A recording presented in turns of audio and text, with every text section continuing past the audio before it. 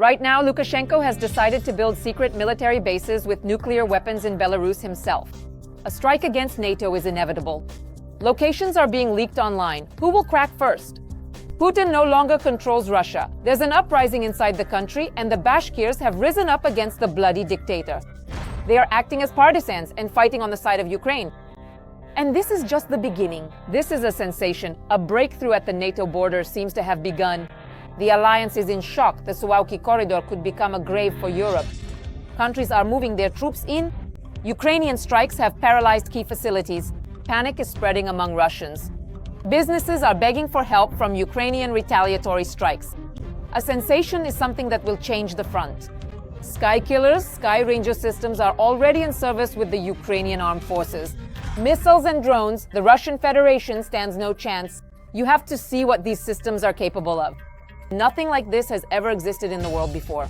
Urgent! Russian soldiers are fleeing in droves. The front is collapsing. Putin's army is falling apart at the seams. Desertion has become widespread.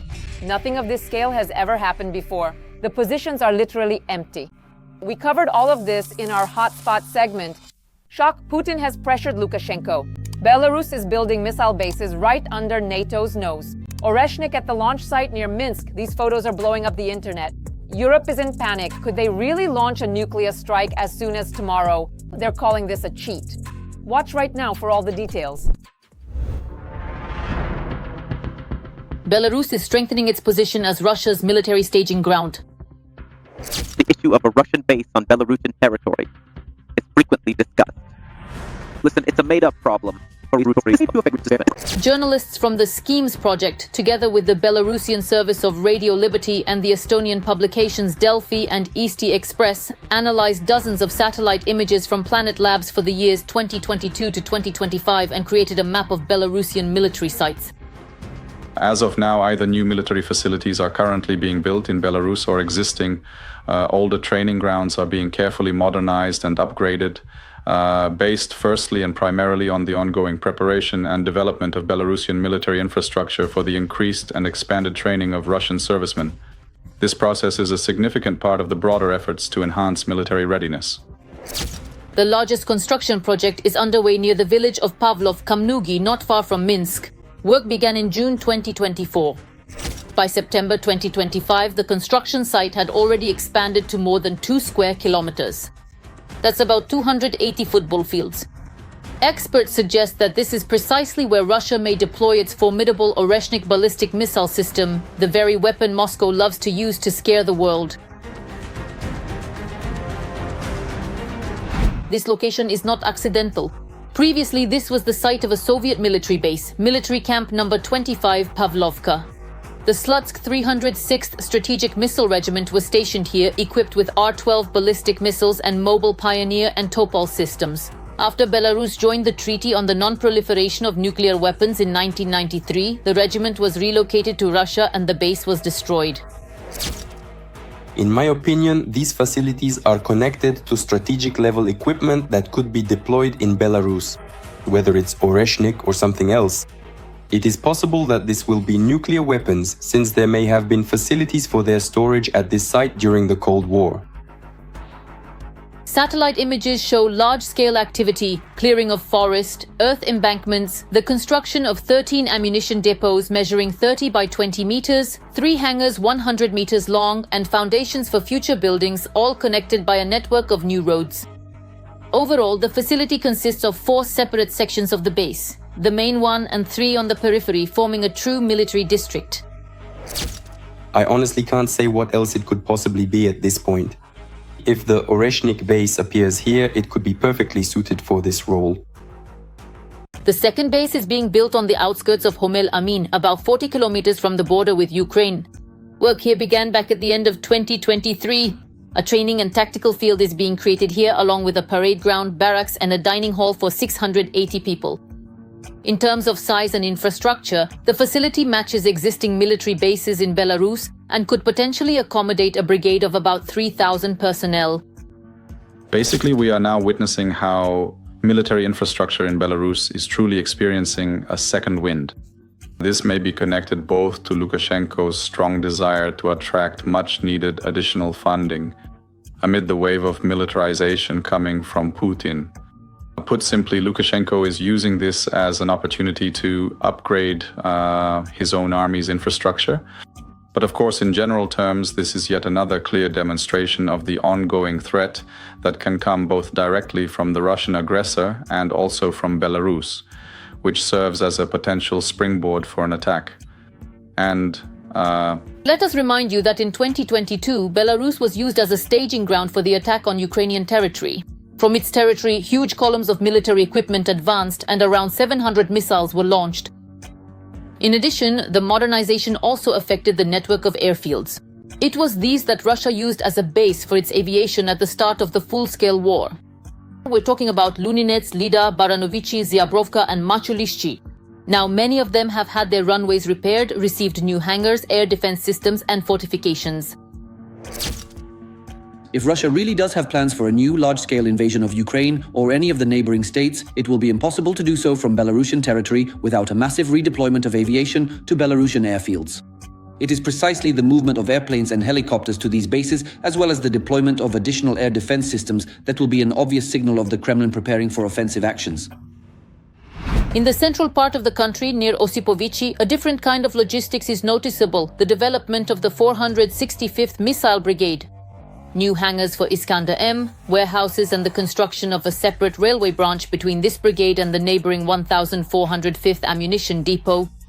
The latter, according to the investigation, is considered one of the possible sites for the modernization of storage infrastructure, which experts associate with the preparation of high-security facilities, not ruling out the possibility of storing Russian strategic munitions there. The exercises themselves are a very serious signal of the Russian Federation's direct preparations, as well as those of its satellites, for active military actions. These actions could be aimed either against Ukraine, particularly from our northern front, which remains a significant area of concern due to its strategic location, or, as now seems more likely, the so-called Suwałki issue. This refers to the possibility of a strike against Poland and Lithuania, specifically targeting the Suwałki Gap, a narrow corridor connecting the two countries. Both Poland and Lithuania are important members of the European Union and NATO, so any military action in this area would have serious consequences for regional security and the broader commitments of the alliance. That's why all of this is an extremely alarming signal, which is being actively assessed by NATO itself. And we can see how, in parallel, the North Atlantic Alliance has, for many months now, been conducting a series of military exercises as well, starting with Air Defender 2025 in Poland, and in October there will be nuclear exercises, plus of course the redeployment of NATO forces closer to the alliance's eastern flank as a demonstration of readiness for possible provocations from the Russian Federation. Belarus has long set itself on the path of complete subordination to Russia. New military bases, modernized training grounds, strategic missiles, all of this is turning the country into a part of Putin's war machine. Every warehouse, every hangar, every road is a step toward making the country a territory from which Moscow can threaten not only Ukraine, but all of Europe.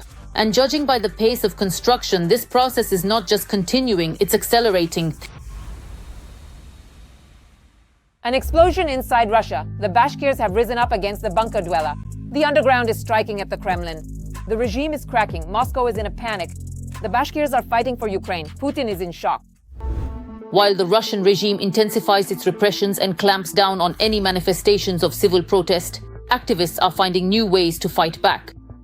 Some are fighting on the front lines as part of the Ukrainian armed forces, while others are carrying out dangerous work behind enemy lines, where every act of sabotage and resistance strikes a blow against Putin's system. The underground is called that for a reason. Its activities only become known to us when some kind of action takes place. Since the start of the full-scale war, the number of people willing to openly oppose the regime has been steadily growing. These are people with different political views and ethnic backgrounds: Russians, Belarusians, Georgians, Armenians, Chechens, Bashkirs, and many others. United by a single goal: the overthrow of the Putin regime. These are all scattered individuals connected by different threads. Some connections are stronger, some less so, but they are all trying to stop the system. Russian news feeds are increasingly shouting about arson attacks on military enlistment offices, sabotage of railway tracks, damage to military infrastructure, and other acts of resistance. Little is known about the partisans. Some say they are actively supported by Russian volunteers, while others believe this movement is autonomous and isolated within Russia. There are a lot of them. Yes, the underground is largely atomized, and that's understandable, primarily because the repression is so severe right now. Among the most well-known groups, a few can be mentioned. There is a group called Skrepok. They claimed responsibility for example, the explosion at the FSB building in Rostov-on-Don. And in general, they initially began their activities in southern Russia, so they carried out many actions there. Among those known to the general public is the group BOK, the combat organization of anarchist communists. They are responsible for many acts of sabotage on the railways, the so-called rail war. There is also a fairly well-known leader of a movement that has been designated as either terrorist or extremist. It's all mixed up in Russia now. Art Podgotovka, Vyacheslav Maltsev.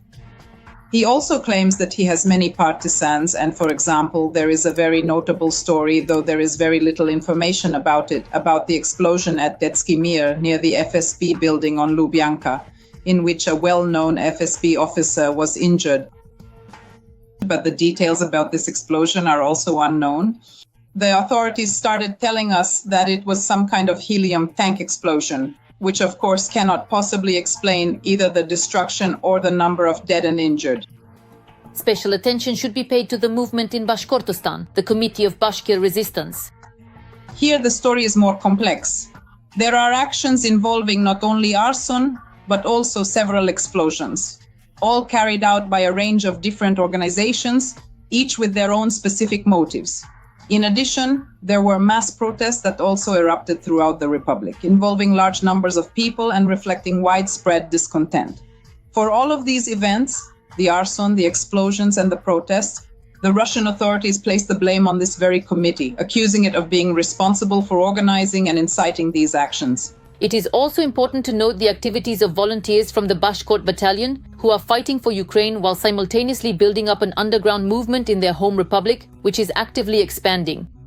In addition to the capital of the republic, Ufa, the fighters are sending their agents to the regions. There, local residents paint the unit's symbols, the accusatory letters R and B, which stand for Bashkort Battalion. In the city of Belebey, there are already especially many of these symbols. In this way, residents express their support and solidarity with the struggle for the freedom of Bashkortostan. Activists are warning the pro-Russian authorities that they are closer than it may seem and are urging local residents to be vigilant and cautious. According to information from the battalion's fighters, more and more people in Bashkortostan are ready to stand as one to defend their native region, supporting the resistance movement within the country. It is expanding underground, expanding underground. Another thing is, as I already said, in response to the previous question, this activity does not imply any publicity. We see it clearly, we know this work. And by and large, in the various incidents that occur in the Russian Federation, they do not happen without the involvement of those who operate underground and are fighting against Putin's government, against the Putin regime. And this is only the small part of the resistance that is known. Despite the repressive system and constant surveillance, the activity of dissenters continues to grow. Even under the harshest conditions inside Russia, new centers of resistance are emerging, and often the number of people ready to act against the regime is increasing. 0 hour has come. A breakthrough through the Suwałki Corridor could blow up Europe. NATO is on high alert. Poland and Lithuania are on combat readiness. The countdown is now in hours. Fiery details. Watch more in the report. The Suwałki Corridor is NATO's most vulnerable spot. And in the near future, Putin may attempt an incursion into this Achilles' heel. This is reported by the British publication The Sun. We are observing an increased Russian military presence in Kaliningrad and Belarus. We are seeing sudden military exercises and unusual troop movements.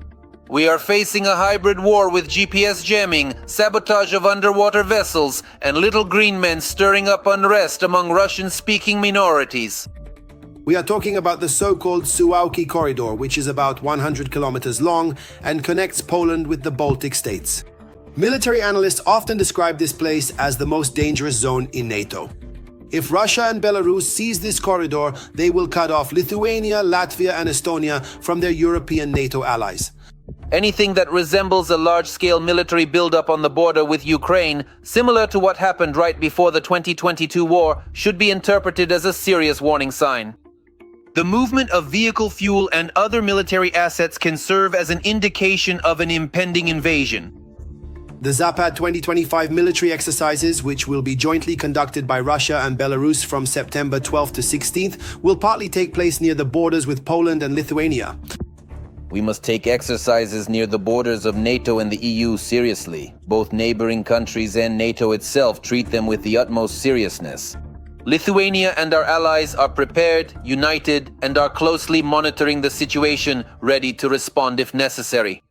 Military experts are urging close attention to these exercises, while NATO countries bordering Russia are conducting their own military drills during the same period. 10 Northern European NATO countries are participating in the Tarasis 25 exercises, while Lithuania is conducting its own national defense drills called Thunderstrike. Poland is holding its own Iron Defender 25 exercises, which have brought together 30,000 military personnel. We need to set difficult tasks for our troops and force them to think outside the box, not just reach the exercise site and set up camp. We need challenges. Russia knows that if we are fully armed and ready for battle, they will definitely lose. So we won't be given the easiest conditions. We will have to operate under pressure. The Suwałki Corridor is the only land route for NATO forces to Lithuania, Latvia, and Estonia. It is considered the alliance's Achilles heel due to its limited military potential compared to other NATO members. The Kaliningrad region and the Suwałki Corridor are considered potentially dangerous zones, as these are the routes through which Russia could attempt to block the Baltic states, on one side from the sea and on the other by land. It is possible that Moscow will use the Zapad 2025 exercises to test NATO's response to provocations. Moscow is ramping up the mobilization of the Russian population and economy. This is evidence that the aggressor country is preparing for a possible war with NATO, and the Suwałki Corridor is the most likely place for the confrontation to begin. Every voice matters. Join our community, support independent journalism, and help us bring you the truth from Ukraine. Become a member of Ukraine today. Join us now. We're being bombed every day. Russian businesses are crying out for help. The Ukrainian armed forces are destroying the economy with drones. The Kremlin is panicking. Russians are turning on Putin. What's the reason? Watch right now. It's no longer possible to keep quiet about it. Russian businesses are asking Putin to protect them from Ukrainian drones. The Union of Industrialists of the country has already registered dozens of appeals from Russia's largest enterprises, all with the same message. Because of the war with Ukraine, every day we are losing millions of dollars.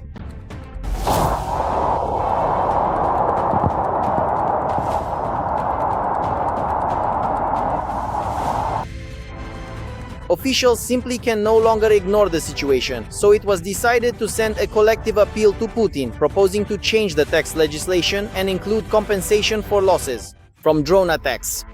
At the same time, several solutions to the problem were proposed at once. The first is a tax compensation amounting to 50% of the actual expenses for the construction or purchase of protective structures, as well as the acquisition and installation of video surveillance systems, detection, electronic warfare, repair and restoration of production facilities, compensation for damages to third parties, and more. At the same time, the letter emphasizes that companies incur losses not only due to direct damage, but also because of lost income resulting from work stoppages.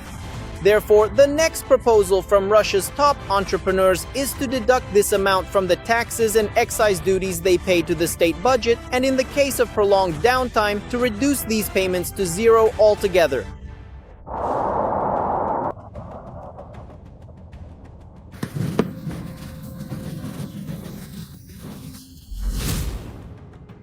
But the catch here is that Putin simply no longer has any money left to support his own strategic enterprises in this way.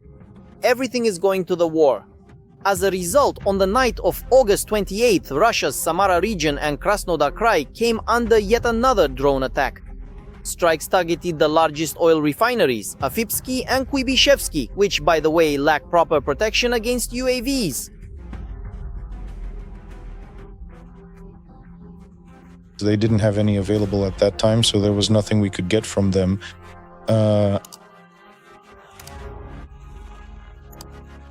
At the same time, during this period... On paper, as always, everything is perfectly in order in the Russian leadership. They understand the threat of enemy drones there. Endless commissions are at work, measures are being taken. For those who got hit, either there was nothing at all in place, or they were given those so-called anti-drone rifles, which at best can protect you from a Mavic. So essentially it's a police system. And what exactly can you do against a gasoline-powered drone like some kind of beaver model carrying 15 to 20 kilos of explosives flying straight at you directly towards your position?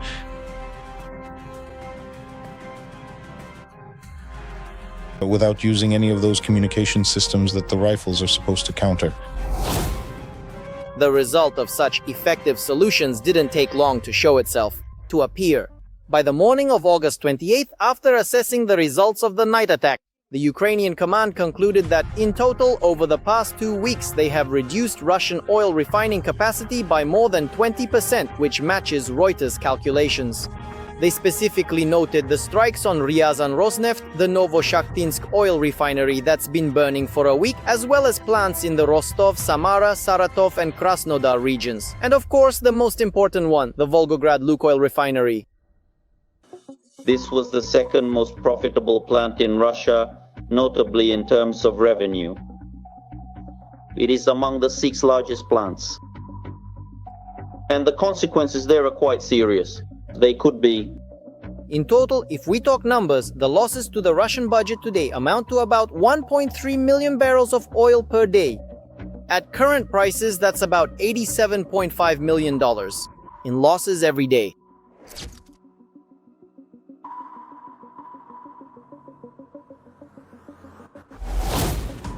It's funny, but despite the reluctance to help strategic enterprises defend themselves against drones, Russia has already built on this very danger factor. It's practically become a separate business, so the organizers of any mass event are now required to be responsible for its safety and therefore to contact government agencies to ensure protection against drones. And if we have some large-scale public event, a one-time thing, let's say Scarlet Sales, I actually wanted to ask about that. It's clear that this is a one-time event and perhaps the security systems will only be used for a few days during the event, for some forum event, festival and so on. At the same time, it's not feasible to talk about permanent protection for enterprises. The officials' proposals to change the tax system were rejected, and the responsibility for figuring out how to protect against drones was placed on the heads of organizations and their personal savings. After that, it seems that people in Ukraine breathed a sigh of relief. After all, multi-million security systems are far from affordable for all enterprises. They simply can't afford it.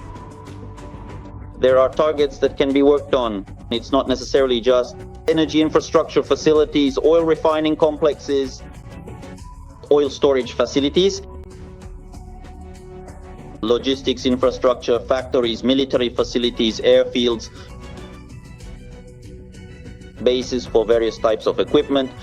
So there are plenty of such targets if only there were enough drones.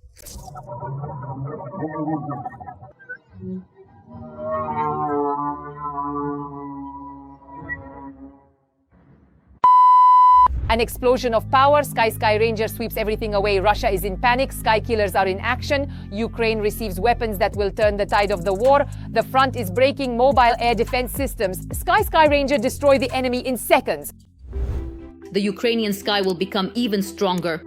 One of the main threats in this war is drones, with which the terrorist state is literally bombarding Ukrainian cities and critical infrastructure. But now, the arsenal of the defense forces will be reinforced with new weapons. Weapons that can stop an entire swarm of drones. We're talking about the latest German air defense systems, the Sky Ranger.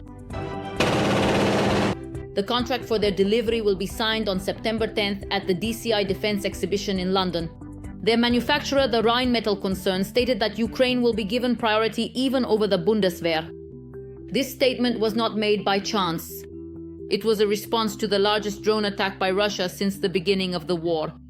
On the night of September 7th, the enemy launched more than 800 Shahed drones and their imitators. Ukraine withstood the blow, but it became clear that the drone war is reaching a new level. The Skyranger is a mobile anti-aircraft platform that can be mounted on all types of vehicles. Each of these systems can effectively cover an area of 4 by 4 kilometers, completely removing it of drones. This means that all drones will be neutralized.